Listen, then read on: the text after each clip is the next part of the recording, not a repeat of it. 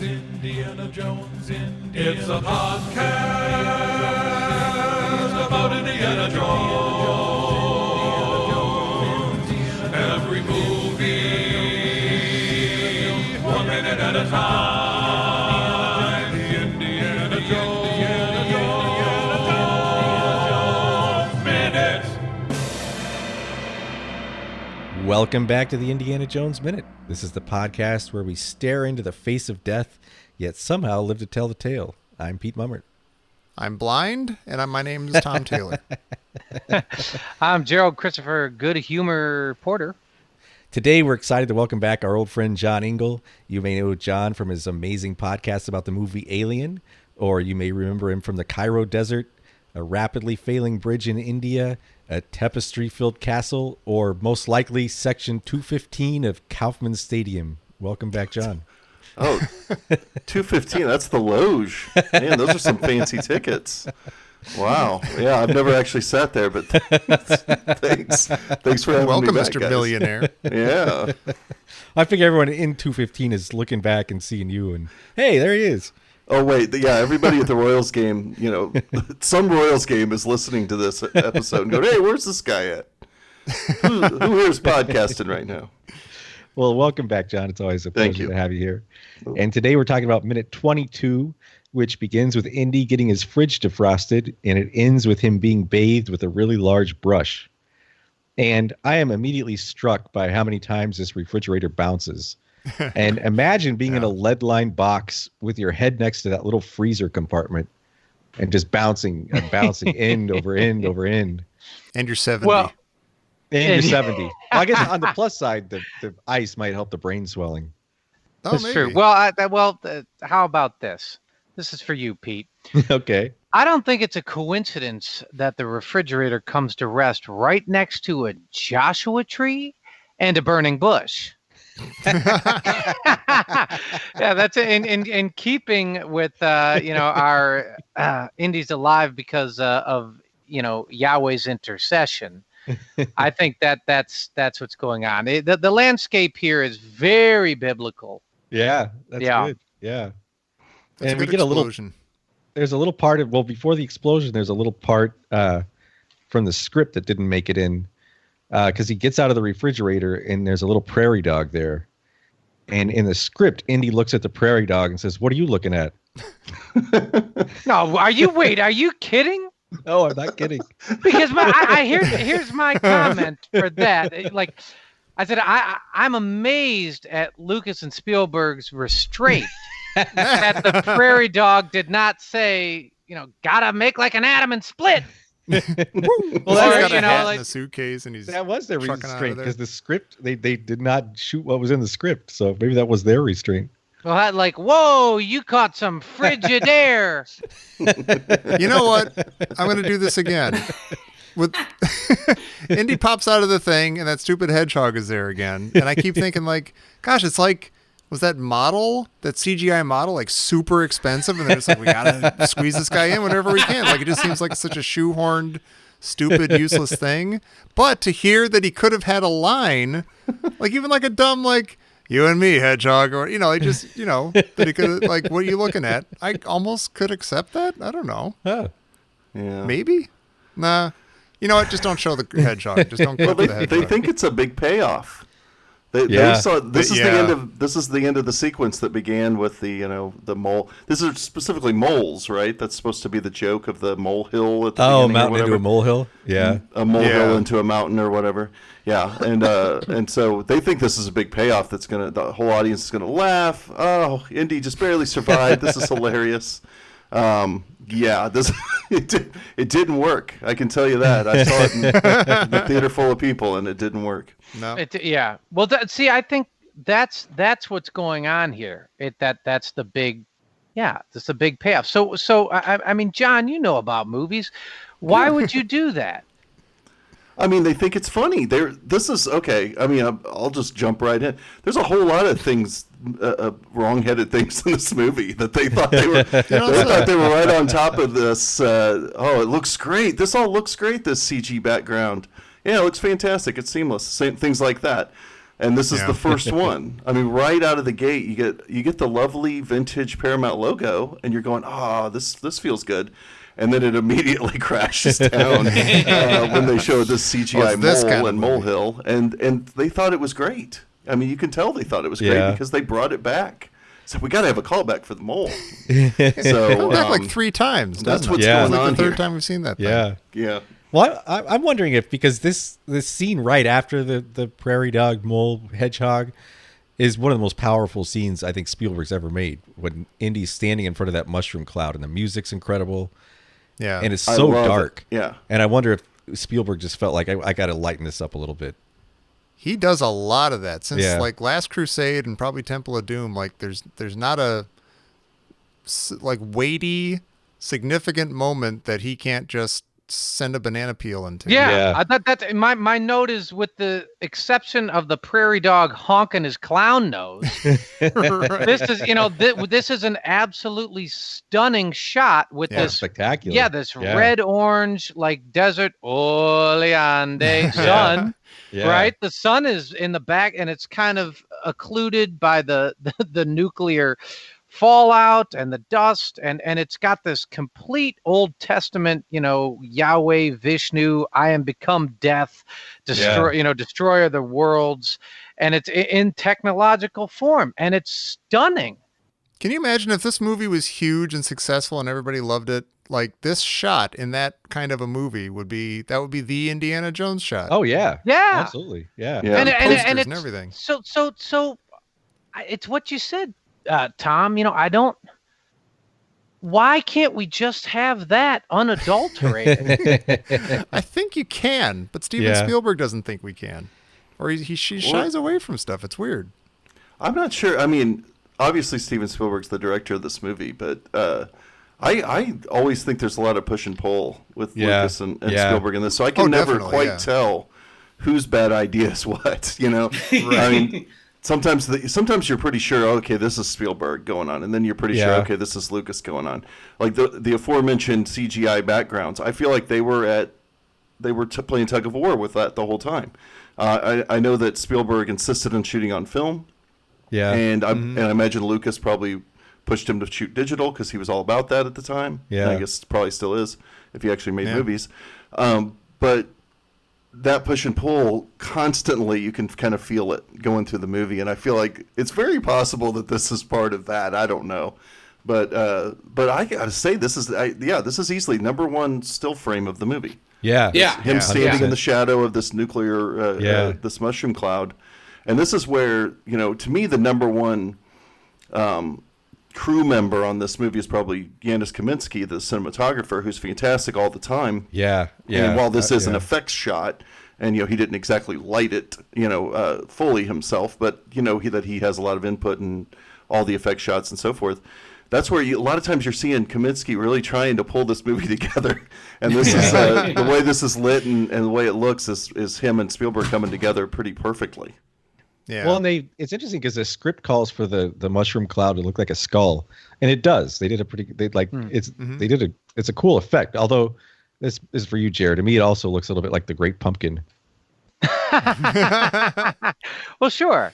As it rises above the pumpkin patch. Yeah. That's right. Well, we had Father David here a couple weeks ago, and he went on very eloquently about how this movie just doesn't, like, the very nature of this movie doesn't fit in with, like, Indiana Jones. It's kind of not an Indiana Jones movie because the MacGuffin is so grounded in, non-reality to us, but it's science, it's reality, it's measurable, it's everything. And I was making the argument, and I think this shot is what I was thinking of is, well, this is okay. This isn't that kind of Indiana Jones movie. There's an atomic bomb. Humans can make atomic explosions now. This is that kind of world. And that's what we're dealing with now. And I'm not saying that they pull it off in this movie, but I think that's what they were going for. And if they had achieved that, that would have been really awesome. And I think that's possible. I think it's possible to have a successful Indiana Jones movie like that. I just don't know if they did it this time. Well, what's interesting is the deities and the science both get kind of flattened to meet in the middle That's the push and pull right Yeah. there. Yeah, that's it's yeah. it's like we have absolute destruction from man-made or whatever you want to say within the cosmos, using science, and then you have instead of the supernatural, the Yahwehs or the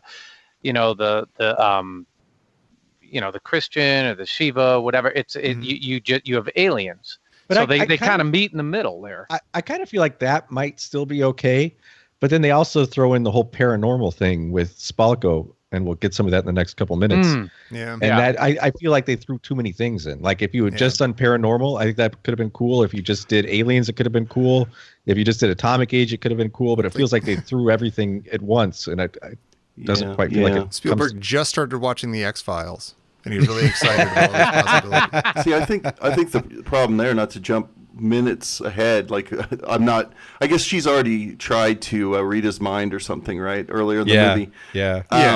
I think that they had a problem with their villain in this movie, and I love Kate Blanchett. Like, I absolutely adore her. Of course. And she's great. I actually think she does pull the character off as much as you can. I think it's an underwritten character. I think they didn't know how to quite create an adversary in this film. It just seems like they were confused about it. They didn't know exactly how to make her real threat. And her threat isn't they never quite grounded in anything. Like everything else you get, you have a rivalry in the first movie, you have child endangerment, child in slavery, and just a guy that'll rip your heart out in the second movie. Then you have the Nazis, and you have a romantic adversary, right?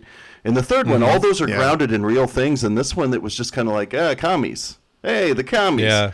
And just like psycho-commies. McCarthyism it was empty, Yeah. So maybe in a meta way, I guess you could say it. Hey, they pulled that off. It was authentic. But as I'm watching the movie, I never really feel her as a threat. That's one of the main problems with this movie is I never really feel any threat. Yeah, that's a good point. Throughout the movie, but we're way far away from a lot of those scenes and sequences. But well, if we're going to talk about threats, I would like to go ahead, Jared. I was going to say the shot of the mushroom cloud also reminds me a lot of the end of Raiders, because there's this massive column of cataclysm ascending into the sky. Yeah. And I just want to go on record and saying, I'm not throwing tomatoes at this movie, at least not yet. It's that so like we didn't know we were going to get into. The movie's not really well received in general, and a lot of Indiana Jones fans don't talk graciously about this film. Let's say, but what we're discovering minute by minute is there are a lot of great shots and a lot of beautiful scenes, and that's what makes it. I think at least when I complain about something, it's because my equilibrium's a little off. That's really what it is. It's the groundhog's distracting from something that's great. Yeah. It's there are a lot of cool moments so far by minute 22. Yeah. Well, and speaking of equilibrium off, I want to read a quote here. Vice did an interview a few years ago with a guy named Douglas Hearn, who was a British soldier who experienced 5 nuclear bomb tests. So like, I think this scene is kind of based on that really famous shot from Operation Plum Bob in 1957, where the Marines are walking towards the mushroom cloud. And it looks a lot like this shot with Indy. But so this guy was one of the soldiers that lived through a lot of that. And I just want to read what he said, because this is what Indy would have been experiencing. When the flash hits you, you could see the x-rays of your hands through your closed eyes. Then the heat hits you, and it was like somebody my size had caught fire and walked through me. It was an experience that was unearthing. It was so strange. There were guys with bruises and broken legs. We couldn't believe it. To say it was frightening is an understatement. It was utter devastation. If I was looking at you now, I would see all your bones. You would see all the blood vessels. All I could see was this rising colossal fireball going up, and thunder, lightning, you name it. And it's just like, it's amazing. Like Indy would be experiencing all this right now. Like he would look down at his hand and he would see his bones. It's crazy. That's really crazy. It's almost surprising that they didn't do that. It is a little bit. They didn't get that in the movie. Yeah. And this guy was still alive 5 years ago. that experienced this? Yeah. Wow. That's amazing. Yeah. I've been watching the Chernobyl series, and at the same time been reading. There's an excellent book called Midnight in Chernobyl, which talks about what happened, and it's kind of amazing how many people managed to survive with really direct contact with nuclear radiation. Like a lot more than people thought would. Yeah, I mean, I'm assuming like Indy should be blind now for the rest of his life, and his eyes melting out of his head. Yeah. And stuff. Although Just, like staring at this thing. you can see like giant pieces of fallout falling from the sky all around him, and he would have inhaled that, and Indy would have been as close as he is. Indy probably would be dead if it weren't for the Yahweh assist.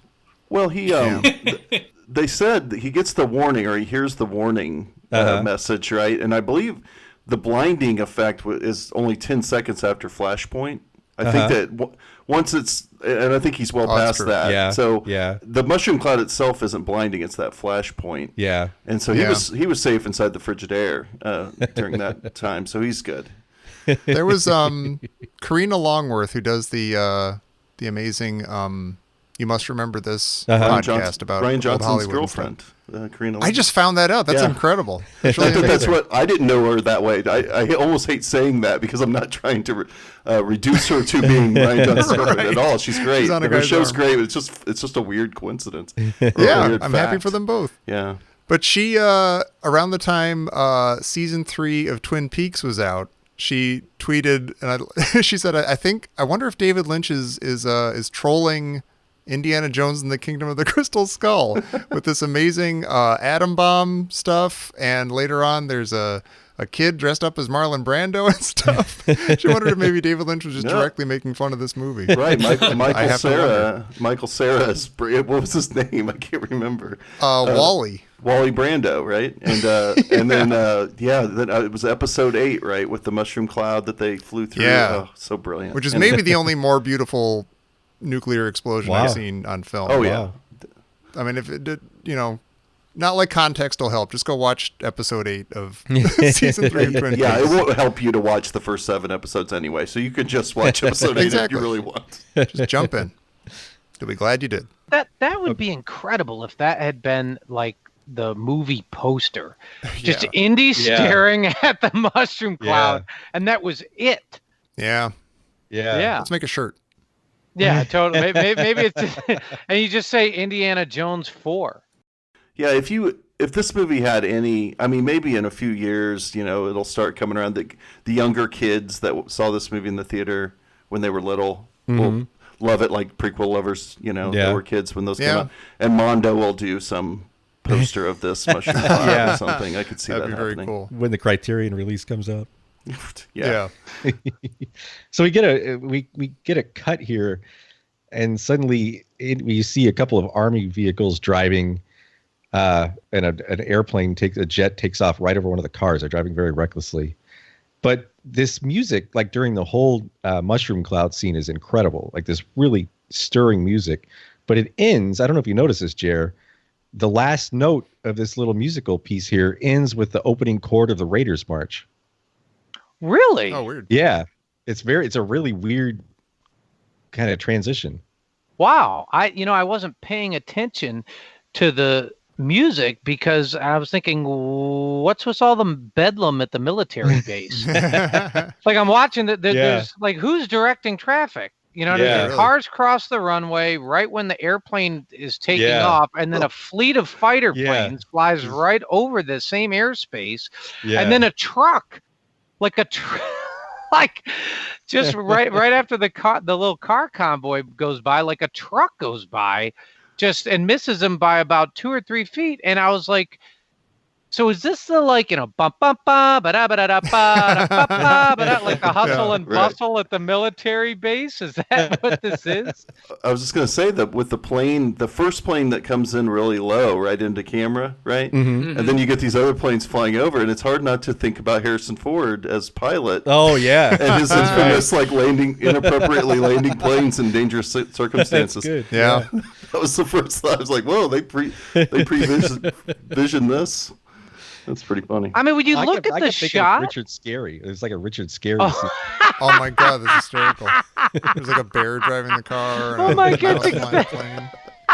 You're right. It's like those Richard Scarry's just crammed. The airport's just crammed full of. Yeah, I get what you mean. I had to think about that for a second. Richard Scarry. Oh my gosh, that's pretty good, Pete. This must have been a hell of a shot to choreograph. Well, the guy. Unless it's CGI, I guess. Maybe it's CGI, I guess. I'm thinking it's all pretty thoroughly CGI. A lot of it is, at least. Yeah. Certainly the planes and probably the cars. So I think it's pretty simple. Yeah, I mean, it probably took 40 guys to do it, but Yeah. Well, and then we cut to Indy being scrubbed down with a couple of giant brushes. That's hot. Yeah, I think they're actually just scrubbing away his immorality. Like, I don't think this. And he's trying to scrub all that blood off his hands. yeah, exactly. You hear that little ticker? You're like, that's not a Geiger counter. You're like, that's a morality meter. It's a guiltometer, yeah. It's funny because at the behest of our friend Curtis, who's going to be a guest later, who said he listened to the novelization before he saw the movie and actually really liked the novelization. And so I've been kind of listening to it along with doing this. And in the novelization, the guys scrubbing down Indy are making fun of him while they're scrubbing him down. Like they're making fun of all his scars. Oh, really? Yeah. That's funny. Here. Yeah, see, your elbow's totally fine, but the rest of you's a mess. Too bad.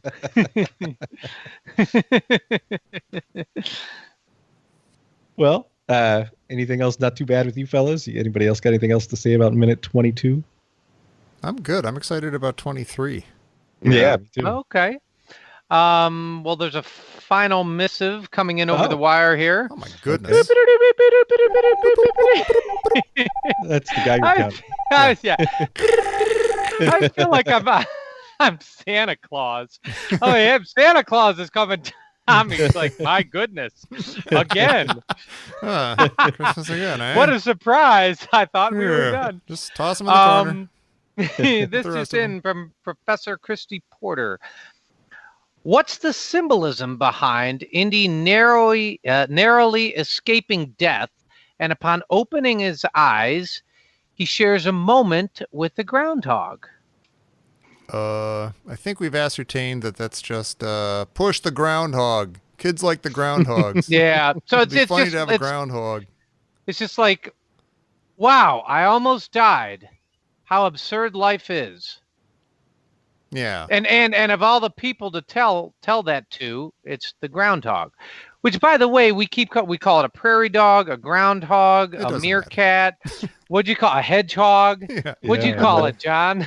It's a mole. I think it's supposed to be a mole. Yeah. Mole makes that the opening mole- gag work. Yeah. That's the joke. Yeah, is that it's a molehill. Yeah. Okay. I have a question for that. Would any of those mole gopher dudes work better if they were actual animals and they weren't CGI? Or puppets, Caddyshack style puppets. Just use the puppet from Caddyshack. Just do that. Come on. They're a click away from that. They really are. I hope Indy's line reading of what are you looking at would have been all Travis Bickle too. Yeah.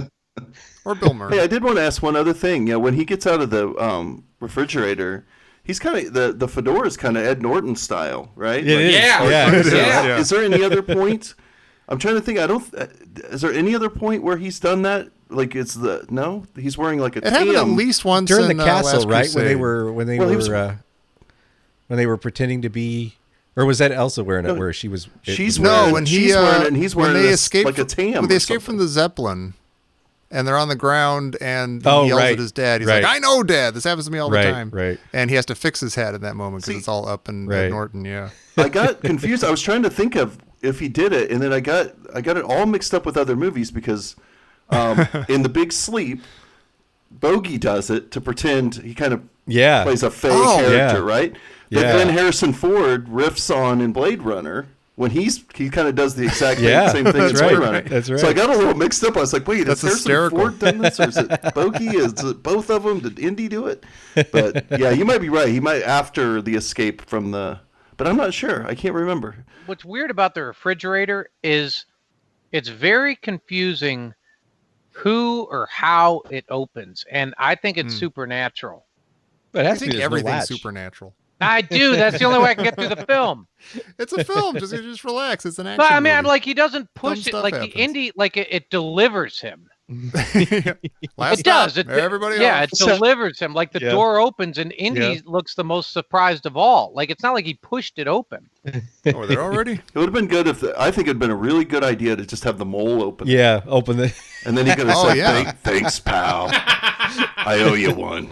Yeah. That would have been a payoff. Oh, totally. How about? Oh, you're just blowing through. Well, speaking of payoffs, John, you have anything you'd like to tell people about? I know you got a podcast you do that's fantastic. Well, yeah, we finished Alien and Aliens a long time ago, but we've been kind of plugging ahead non-movies by minutes style, covering movies like one What's that act at a life time. like? Oh, it's wonderful, guys. The It's hell are you great. talking about? Yeah, so we've been doing it in the same feed, so we're kind of cheating. We're keeping the Alien Minute name by doing Alien Invasion movies. So we've covered The Thing. We're going to be covering Attack the Block, or we probably will have it covered Attack the Block once this airs. And we did Alien 3. We did do Alien 3 this way. So to survive doing Alien 3, if I would have done that movies minute by minute, I would have probably lost my mind. So we broke it down into four sections instead, and that's what we're doing. So over at Alien Minute, we're still plugging along, still making podcasts, just not movies by minute style.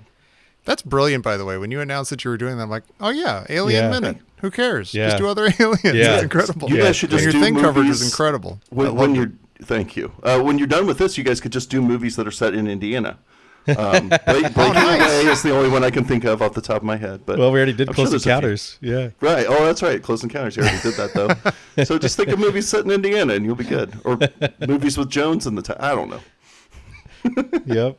That's good. Those be 2 episodes long, but it's cool. But if you do want to hear us do movies that are not by minute or just Indiana Jones movies, check out our Patreon, our weekend show, where for a small monthly fee you can get our take on all kinds of other things like comic books and other movies and TV shows and video games and food and you name it.